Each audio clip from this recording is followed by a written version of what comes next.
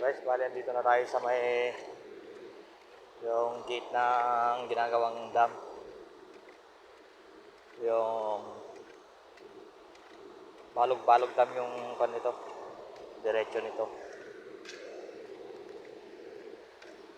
Pag nagawa yung balog-balog dam na yon, mga idol, yun yung pinakamalaking dam dito sa Pilipinas.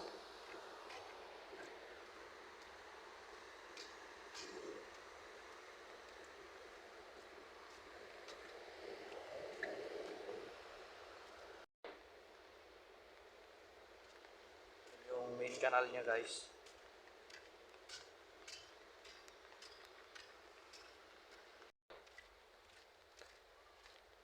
Diretso ito sa Concepcion, Bamban, Tarlac.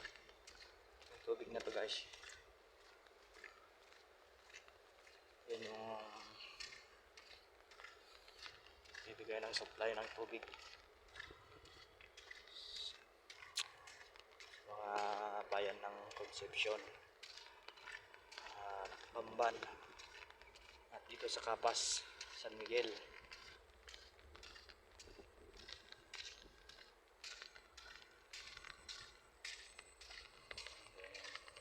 Hindi pa tapos, guys.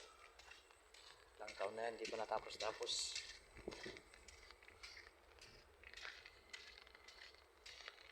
Salamat, guys, pala sa mga suporta na binibigay nyo sa aking mini vlog. God bless po sa inyong lahat.